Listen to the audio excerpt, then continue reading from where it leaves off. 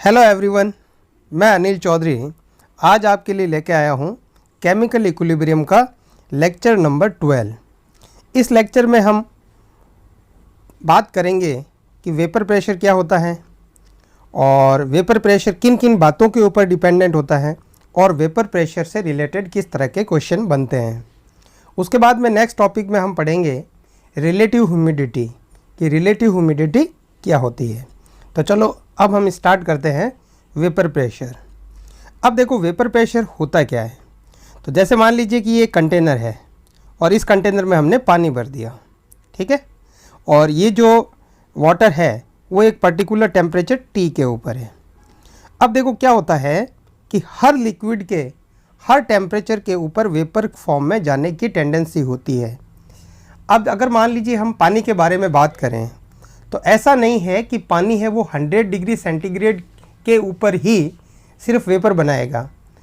तो जैसे हम पानी को छत पर रखते हैं तो वो 100 डिग्री सेंटीग्रेड पे थोड़ी होता है, लेकिन उसके बावजूद भी अगर हम काफ़ी टाइम तक उसको पड़ा रखते हैं तो उसको ये वेपर फॉर्म में चला जाता है और कम्प्लीटली कंज्यूम हो जाता है। तो इसका मतलब ये हुआ कि हर लिक्विड हर टेम्परेचर के ऊपर वेपर फॉर्म में जाता है। अगर टेम्परेचर की वैल्यू ज़्यादा होगी तो उसके वेपर फॉर्म में जाने की टेंडेंसी भी ज़्यादा होगी, और अगर टेम्परेचर की वैल्यू कम होगी तो उस लिक्विड के वेपर फॉर्म में जाने की टेंडेंसी कम होगी। तो अब देखो हर लिक्विड की पर्टिकुलर टेम्परेचर के ऊपर जो वेपर फॉर्म में जाने की जो रेट है, जिसे हम बोलते हैं रेट ऑफ वेपोराइजेशन, तो इसकी रेट ऑफ वेपोराइजेशन कांस्टेंट रहेगी पूरे पीरियड के दौरान। तो अब देखो कि इसका मतलब क्या हो गया कि जो ये लिक्विड है और लिक्विड की जो रेट ऑफ वेपोराइजेशन ये फिक्स है, तो लिक्विड है वो किस में जाएगा, आपका वेपर में जाएगा। तो यहाँ पर आपकी ये वेपर बनेगी। अब क्या होगा कि जैसे ये वेपर बनी ऊपर, अब ये वेपर भी क्या होगा, घूमते घूमते जब इस लिक्विड की सरफेस के साथ में कोलाइड करेंगे तो ये वापस किस में कन्वर्ट हो जाएंगे, आपके लिक्विड में। तो अगर ये जैसे वाटर है और ये वाटर है वो किस में जा रहा है, आपका H2O गैस में जा रहा है, ठीक है। तो ये फॉरवर्ड डायरेक्शन में जाने की जो रेट को हम बोलते हैं rate of vaporisation, rate of vaporisation. और अब वेपर बनेगी और वेपर जब लिक्विड के कांटेक्ट में आएगी और वापस लिक्विड में चली जाएगी, मतलब बैकवर्ड डायरेक्शन में जब रिएक्शन होगी, तो इसे हम बोलते हैं कंडेंसेशन। तो H2O गैस के H2O लिक्विड में जाने की जो रेट है उसको हम बोलते हैं रेट ऑफ कंडेंसेशन। अब देखो कि इनिशियली में वेपर के मॉलिक्यूल कम है तो रेट ऑफ कंडेंसेशन भी कम होगी, जैसे फॉर एग्जांपल ये हो गया। अब क्या होगा, रेट ऑफ वेपोराइजेशन अभी भी ज़्यादा है as compare to rate of condensation के, तो रिएक्शन और फॉरवर्ड डायरेक्शन में जाएगी और जाएगी, तो यहाँ पर वेपर के नंबर ऑफ मॉलिक्यूल्स और बढ़ेंगे, ठीक है। अब क्या होगा, ज़्यादा वेपर के नंबर ऑफ मॉलिक्यूल्स बढ़ेंगे तो उसके लिक्विड के साथ में कोलाइड होकर वापस लिक्विड में जाने की टेंडेंसी बढ़ेगी, तो रेट ऑफ कंडेंसेशन और बढ़ जाएगी। लेकिन फिर भी जैसे ये और बढ़ गई, लेकिन फिर भी रेट ऑफ वेपोराइजेशन अभी भी रेट ऑफ कंडेंसेशन से ज़्यादा है, तो रिएक्शन और फॉरवर्ड डायरेक्शन में जाएगी, तो वेपर के नंबर ऑफ मॉलिक्यूल्स और बनेंगे। ज़्यादा मॉलिक्यूल वेपर के होंगे तो लिक्विड के साथ में कोलाइड करने की भी टेंडेंसी बढ़ेगी, तो रेट ऑफ कंडेंसेशन और बढ़ जाएगी। अब देखो ऐसा करते करते एक टाइम ऐसा आएगा कि जिस समय रेट ऑफ वेपोराइजेशन और रेट ऑफ कंडेंसेशन, जैसे ये क्या हो गई हमारी रेट ऑफ वेपोराइजेशन है और ये क्या हो गई आपकी रेट ऑफ कंडेंसेशन का ग्राफ है। जिस समय रेट ऑफ वेपोराइजेशन और रेट ऑफ कंडेंसेशन दोनों इक्वल हो जाएगी, उस पॉइंट में हम बोलेंगे कि इक्विलिब्रियम इस्टेब्लिश हो चुका है। अब जैसे ये रेट ऑफ वेपोराइजेशन हो गई और ये रेट ऑफ कंडेंसेशन हो गई, और जब ये दोनों क्या हो जाएगी, इक्वल हो जाएगी, तो एक इक्विलिब्रियम की कंडीशन डेवलप होगी। अब इक्विलिब्रियम की कंडीशन में क्या होगा कि जितना वाटर है वो वेपर में जा रहा है, उतनी ही वेपर वापस लिक्विड में जा रहा है। तो इस इक्विलिब्रियम की कंडीशन पर वेपर लिक्विड की सरफेस के ऊपर कितना प्रेशर अप्लाई कर रही है, उस प्रेशर को हम बोलते हैं क्या, वेपर प्रेशर, ठीक है।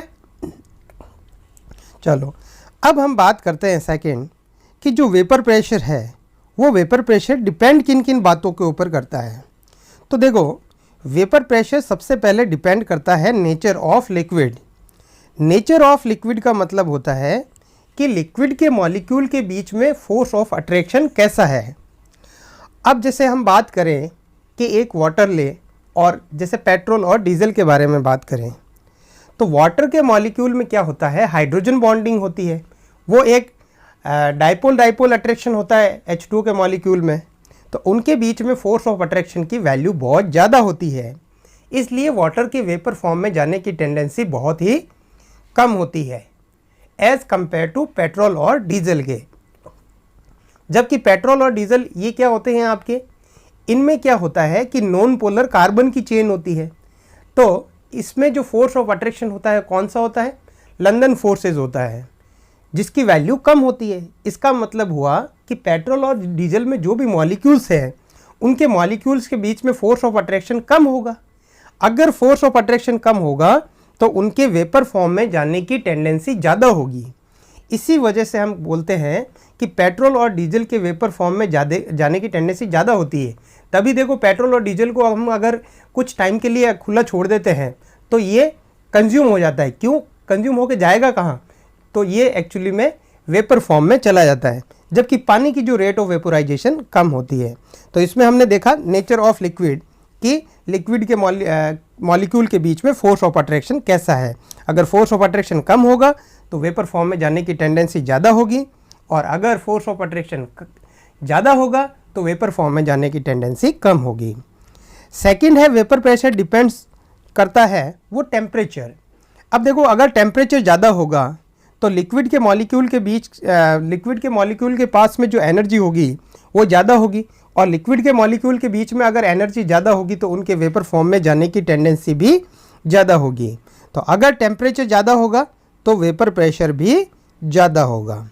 ठीक है, तो इस तरह से हमने पढ़ा इसमें कि वेपर प्रेशर क्या होता है और वेपर प्रेशर किन किन बातों के ऊपर डिपेंडेंट होता है। अब हम बात करते हैं नेक्स्ट। अब देखो कि जैसे ये कंटेनर है और इस कंटेनर में ये आपका लिक्विड है, जैसे फॉर एग्जांपल मान लीजिए वाटर है, और यहाँ पर इसके ऊपर ये वेपर है, और इनमें वाटर और वेपर के बीच में इक्विलिब्रियम इस्टेब्लिश हुआ है, और इसका जो वेपर प्रेशर है, वेपर प्रेशर की वैल्यू P है। ठीक है, तो ये इक्विलिब्रियम की कंडीशन है इस कंटेनर में, और वेपर प्रेशर P है। अब देखो, ये जो पानी है, पानी के ऊपर जो वेपर है, उस वेपर का जो ये कंटेनर का जो वॉल्यूम है V है। अब अगर मान लीजिए मैं इस पिस्टन को क्या करूं कि ऊपर की डायरेक्शन में खींच दूं, और ऊपर की डायरेक्शन में खींच के मैं अब ये जो लिक्विड है, लिक्विड के ऊपर ये जो वॉल्यूम है उसको मैं डबल कर दूं, और मैं आपको पूछूं कि अब वेपर प्रेशर कितना होगा। तो देखो कि वेपर प्रेशर अभी भी कितना होगा, P ही होगा। अब आपको लग रहा होगा कि अगर हमने वॉल्यूम को डबल कर दिया है तो गैसों के मोल उतने ही हैं, और वॉल्यूम अगर डबल हो गया और टेम्परेचर आपका कांस्टेंट है तो वेपर प्रेशर तो आधा P/2 हो जाना चाहिए, लेकिन ऐसा नहीं होगा। अब देखो, इसका कारण क्या है कि जैसे ही आप क्या करोगे कि वॉल्यूम को डबल करोगे, तो वॉल्यूम को डबल करने पर कौन सी रेट में फ़र्क पड़ेगा, रेट ऑफ वेपोराइजेशन में या रेट ऑफ कंडेंसेशन में। तो देखो, रेट ऑफ कंडेंसेशन किसी भी पर्टिकुलर लिक्विड की पर्टिकुलर टेम्परेचर पर वो तो हमेशा ही कांस्टेंट होगी। आप जैसे ही क्या करोगे कि ये तो पर्टिकुलर फिक्स है रेट ऑफ वेपोराइजेशन, लेकिन वॉल्यूम को बढ़ाने पर क्या होगा कि अब वेपर को घूमने के लिए ज़्यादा से ज़्यादा स्पेस मिल गया, तो अब इसके लिक्विड की सरफेस के साथ में कोलाइड करने की टेंडेंसी कम हो गई, तो इसकी रेट ऑफ कंडेंसेशन क्या हो गई, कम हो गई। अब रेट ऑफ कंडेंसेशन इसकी कम हो गई, इसका मतलब इसका इक्विलिब्रियम डिस्टर्ब हो गया। अब ये रिएक्शन कौन सी डायरेक्शन में प्रोसीड करेगी, फॉरवर्ड डायरेक्शन। फॉरवर्ड डायरेक्शन मतलब अब ये जो वाटर है वो वाटर किस में जाएगा, आपका वेपर में जाएगा, और जैसे जैसे ये वेपर में जाएगा तो वेपर के नंबर ऑफ मॉलिक्यूल्स बढ़ेंगे, और वेपर के नंबर ऑफ मॉलिक्यूल्स अगर बढ़ेंगे तो वेपर के भी लिक्विड के साथ में कोलाइड करने की टेंडेंसी बढ़ेगी। इससे रेट ऑफ कंडेंसेशन भी बढ़ेगा और कुछ टाइम के बाद में रेट ऑफ वेपोराइजेशन और रेट ऑफ कंडेंसेशन बराबर हो जाएगा। तो जब रेट ऑफ वेपोराइजेशन और रेट ऑफ कंडेंसेशन इक्वल होगा तो उस समय जब हम प्रेशर देखेंगे कि वेपर है उसका वेपर प्रेशर कितना है, तो वो कितना रहेगा आपका P ही रहेगा, वो P/2 नहीं होगा। अब अगर मान लीजिए कि इसको हम कंपेयर करें, ठीक है, कि ये ऊपर वॉल्यूम कितना है V, और अब मैं यहाँ पर ये जो वॉल्यूम है वो हाफ कर देता हूँ, जो कि कितना है आपका V/2। अब आपको मैं पूछूं कि वेपर प्रेशर कितना होगा, तो वेपर प्रेशर अगेन कितना होगा आपका, तो वेपर प्रेशर इस कंटेनर में भी अगेन P ही होगा।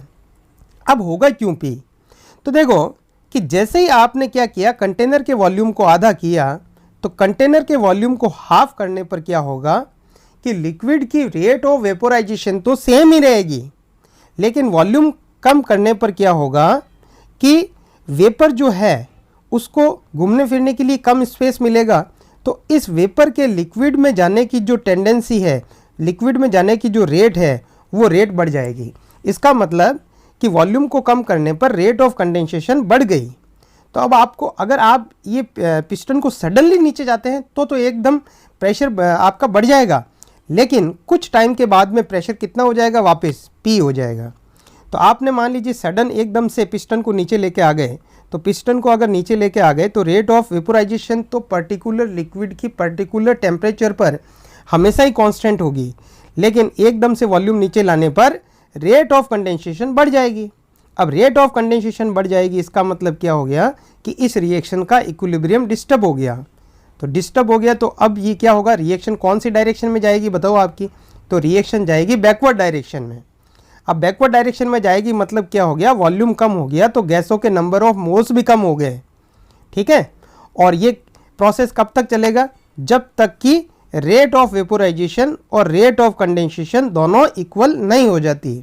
और जिस समय रेट ऑफ वेपोराइजेशन और रेट ऑफ कंडेंसेशन इक्वल हो जाएगी, उस समय वेपर जो लिक्विड के ऊपर प्रेशर अप्लाई करेगी वो किसके बराबर होगा, आपका P के बराबर ही होगा।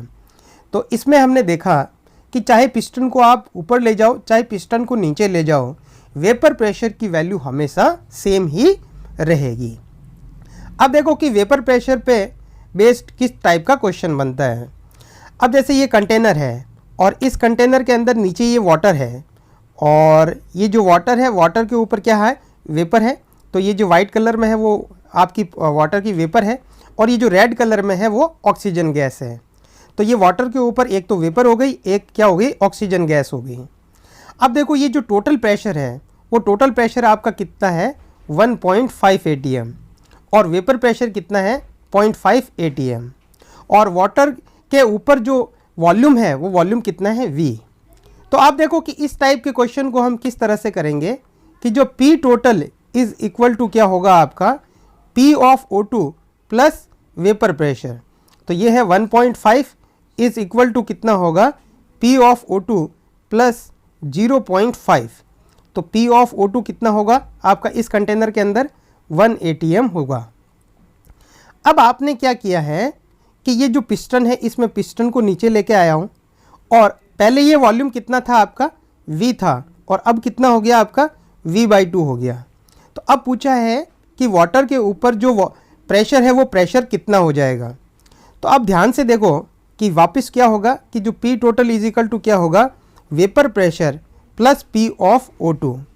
तो देखो हम अभी बात कर चुके हैं इस टॉपिक में कि चाहे पिस्टन को ऊपर ले जाओ चाहे पिस्टन को नीचे ले जाओ, वेपर प्रेशर तो हमेशा ही सेम ही रहेगा। अब लेकिन क्या हुआ कि जैसे ही आप क्या करोगे कि पिस्टन को नीचे लाके वॉल्यूम को हाफ करोगे, और तो टेम्परेचर सेम है, तो क्या होगा कि O2 के गैसों के नंबर ऑफ मोल्स भी सेम है।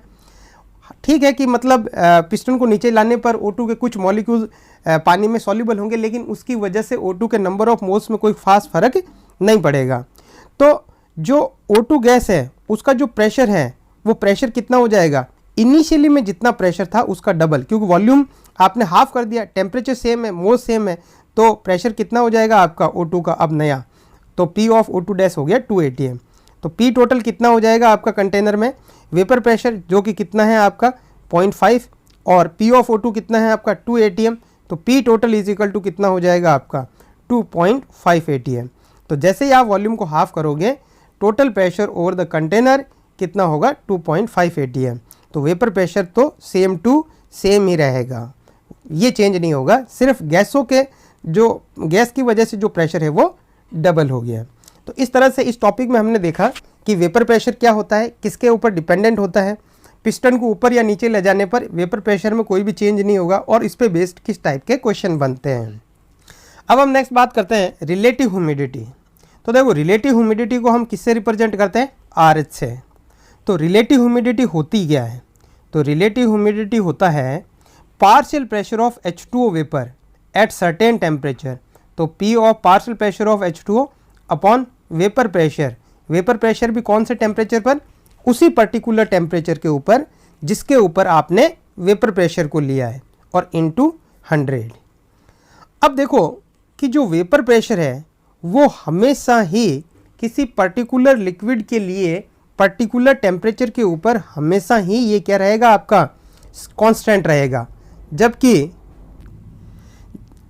P ऑफ H2O है वो डिपेंड करेगा कि कौन सी लोकेशन है, ठीक है ना। तो ये जो है ये वेरी करेगी। अब देखो ये किस तरह से वेरी करेगी, जैसे मान लीजिए कि आप एकदम ड्राई एरिया में हो, ठीक है ना, तो वहाँ पर क्या होगा कि वाटर का कोई जैसे नदी तालाब कुछ भी नहीं है, तो क्या होगा वहाँ पर एटमॉस्फेयर में जो H2O है वो H2O की जो वेपर कम होगी तो पार्शियल प्रेशर ऑफ H2O भी कम होगा। लेकिन अगर आप ऐसी जगह पे खड़े हो जैसे बीच के पास में या नदी तालाब कुछ भी, तो वहाँ पर क्या होगा कि पानी है तो पानी की वेपर वहाँ पर ज़्यादा से ज़्यादा बनेगी, तो आसपास का जो एटमॉस्फेयर होगा वो आसपास के एटमॉस्फेयर में क्या होगा पार्शियल प्रेशर ऑफ H2O ज़्यादा होगा, ठीक है ना। तो देखो वेपर प्रेशर तो हमेशा ही ये लोकेशन के ऊपर डिपेंड नहीं करेगा, ये पर्टिकुलर टेम्परेचर के ऊपर क्या रहेगा आपका, ये फिक्स ही रहेगा, कांस्टेंट ही रहेगा। चाहे आप नदी तालाब के पास में लो, बीच के पास में लो, या बिल्कुल जहाँ पर नहीं है वहाँ पर भी लो, वो हमेशा सेम रहेगा। जबकि P ऑफ H2O क्या रहेगा, वो डिपेंड करेगा कि वाटर का सोर्स है कि नहीं है। अब जैसे हम बात करते हैं कि जैसे बारिश के दिनों में क्या होता है आपका, कि बारिश के दिनों में आपके बारिश होती है तो सब जगह पानी गिरा रहता है, फिर उसके बाद में क्या होता है सन की एनर्जी से क्या होता है कि वो जो पानी है वो वेपर में डाला जाता है। तो इसकी वजह से क्या होता है बारिश के दिनों में जो पार्शियल प्रेशर ऑफ H2O जो होता है एटमॉस्फेयर के अंदर वो ज़्यादा होता है, तो तभी हम बोलते हैं कि बारिश के दिनों में कि ह्यूमिडिटी ज़्यादा है, ठीक है। तो इस तरह से हमने समझा कि रिलेटिव ह्यूमिडिटी क्या होता है। तो पार्शियल प्रेशर ऑफ H2O दोनों कंडीशन में टेम्परेचर आपका सेम होना चाहिए। अब देखो जैसे मैं आपको पूछूं कि जैसे ये एक कंटेनर है और ये एक कंटेनर है और इसमें यहाँ पर आपका वाटर है, और इस वाटर की आपकी से क्या बन रही है, वेपर बन रही है, ठीक है ना। अब यहाँ पर ये एक इक्विलिब्रियम की कंडीशन है, आपको पूछे कि यहाँ पर रिलेटिव ह्यूमिडिटी कितनी है, तो देखो एक्चुअली में क्या होगा कि यहाँ पर ये जो पार्शियल प्रेशर ऑफ जो H2 है ना वो वेपर प्रेशर के बराबर ही है। तो अब इसका मतलब क्या हो गया, पार्शियल प्रेशर ऑफ H2O और वेपर प्रेशर दोनों सेम ही है, ठीक है ना। तो क्या होगा पार्शियल प्रेशर ऑफ H2O जैसे P है और वेपर प्रेशर भी P है और इनटू 100, तो रिलेटिव ह्यूमिडिटी इस पर्टिकुलर कंडीशन में कितनी होगी आपकी 100% रिलेटिव ह्यूमिडिटी होगी। चलो अब हम इस पे बेस्ड एक क्वेश्चन करते हैं। अब जैसे क्वेश्चन दिया हुआ है कि CuSO4.5H2 सॉलिड है और वो जा रहा है आपका CuSO4.3H2O + 2H2O गैस में। तो अब देखो कि इस पर्टिकुलर रिएक्शन के लिए जो Kp होगा वो क्या होगा आपका पार्शियल प्रेशर ऑफ H2O का स्क्वायर होगा, ठीक है।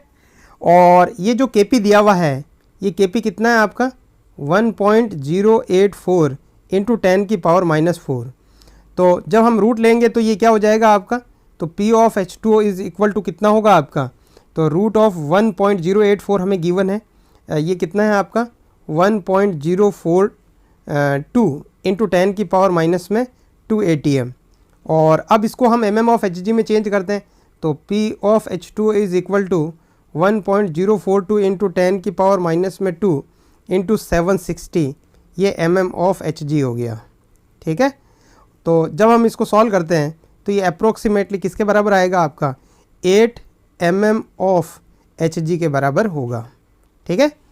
अब देखो कि ये पर्टिकुलर टेम्परेचर कितना है आपका 25 डिग्री सेंटीग्रेड है और 25 डिग्री सेंटीग्रेड पर ही जो वेपर प्रेशर है वो वेपर प्रेशर कितना है आपका यहाँ पर, ये है 24 mm ऑफ Hg। तो अब देखो कि ये पार्शियल प्रेशर ऑफ H2O कितना होना चाहिए। अगर ये रिएक्शन इक्विलिब्रियम पर है तो पार्शियल प्रेशर ऑफ H2O कितना होना चाहिए आपका, 8 mm ऑफ Hg होना चाहिए। अब मैं रिलेटिव ह्यूमिडिटी निकालता हूँ, तो relative humidity is equal to क्या होगा, partial pressure of H2O upon vapour pressure at that temperature, तो 25 ही है और इंटू 100। ठीक है, तो जब हम रिलेटिव ह्यूमिडिटी निकालते हैं तो ये कितना है आपका 33.33%। ठीक है, अब देखो कि जैसे मतलब एटमॉस्फेयर में CuSO4.5 H2O रखा हुआ है। ठीक है, और अगर एटमॉस्फेयर में जो रिलेटिव ह्यूमिडिटी है वो 33.33% है, मतलब partial pressure of H2O 8 mm of Hg है, तो CuSO4.5 H2O जो सॉलिड है वो डिकम्पोज नहीं होगा, CuSO4.3 H2O में नहीं जाएगा। लेकिन अगर जो रिलेटिव ह्यूमिडिटी है वो 33 जैसे RH है रिलेटिव ह्यूमिडिटी, अगर वो लेस देन 33.33% है, तो ये लेस देन 33.33% क्यों होगी, किस वजह से होगी। तो देखो वेपर प्रेशर तो क्या रहेगा आपका, कांस्टेंट ही रहेगा, तो 33.33% से कम होगी कि अगर एटमॉस्फेयर में partial pressure of H2O 8 mm of Hg से अगर कम होगा तभी रिलेटिव ह्यूमिडिटी 33.33% से कम होगी। ठीक है ना, तो अगर मान लीजिए कि partial pressure of H2O atmosphere में 8 mm ऑफ Hg से कम है तो रिएक्शन कौन सी डायरेक्शन में जाएगी आपकी, ये जाएगी फॉरवर्ड डायरेक्शन में। ठीक है, अगर मान लीजिए जो रिलेटिव ह्यूमिडिटी है वो ग्रेटर देन 33.33% है। ठीक है, तो ग्रेटर देन 33.33% कैसे पॉसिबल है कि वेपर प्रेशर तो क्या रहेगा आपका कांस्टेंट ही रहेगा, लेकिन ये जो पार्शियल प्रेशर ऑफ H2O अगर एटमॉस्फेयर में 8 mm ऑफ Hg से ज़्यादा है तभी रिलेटिव ह्यूमिडिटी 33.33% से ज़्यादा हो सकती है।